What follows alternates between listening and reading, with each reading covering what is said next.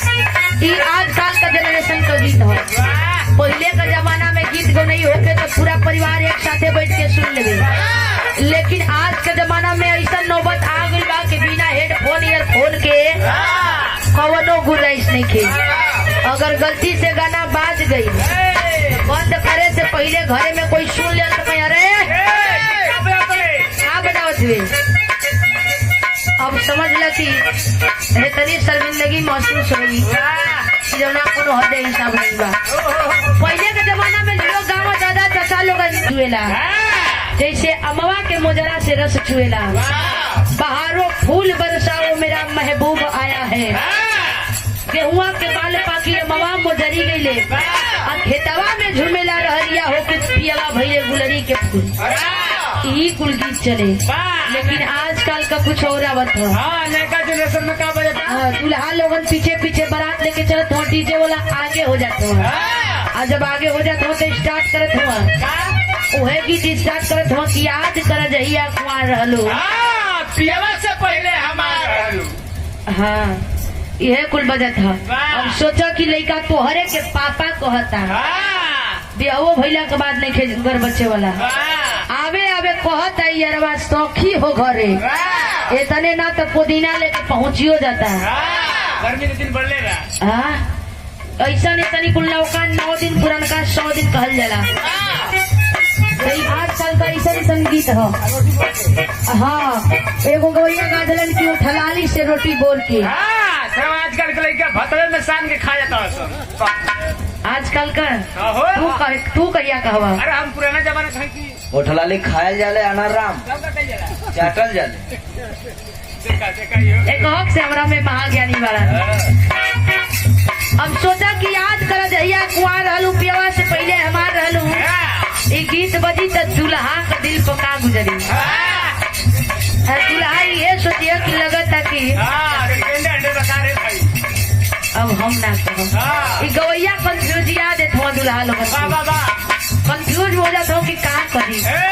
ब्याह कहल जाला कि ब्याह का जे लड्डू खाई वो पछताई या जे ना खाई वो पछताई। वही में कुछ लोग वो कहलन कि नहीं खाई कर बढ़िया बा जब पछताई के बात और वही में कुछ लोग वो कहलन कि खाई के पछताई। लेकिन संकेत है का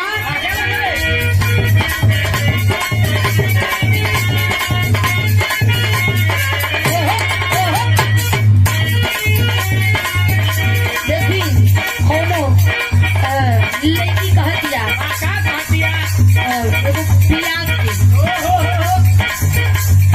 बहादुर बजारू हथरी डाला हो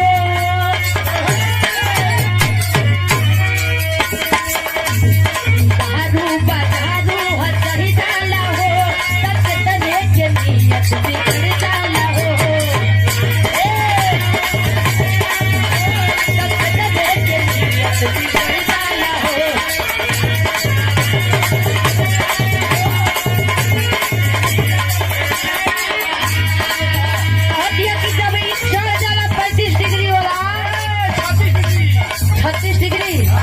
हमके क्या पता कई नीक आदमी के ईमान डोला दिला। नीक आदमी के रूप बदल जाले नियति बदल जाले का कहे भैया बहादुर हथरी डाला हो तक तने के नियत बिगड़ डाला हो।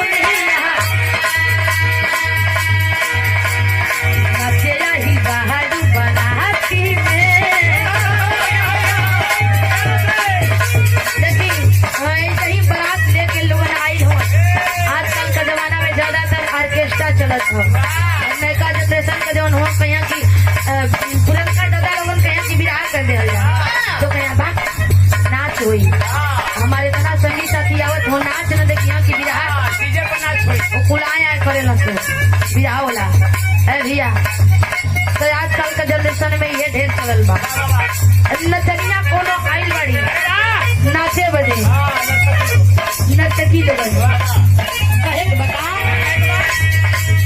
नाचे आई बाहर बराती में कोहली चले आई हराती में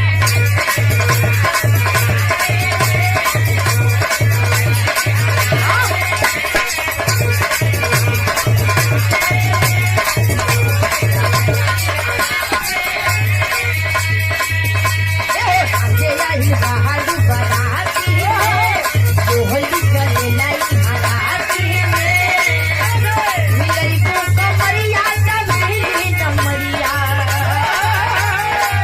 उलैका कहे मिलई को कमरिया तभी कमरिया कहेलू कि हमसे ध्यान दे बता मिलई को कमरिया तभी कमरिया कहेलू कि हमसे ध्यान दे बता तब लड़की कहे कटा के पैसा बिहार से बता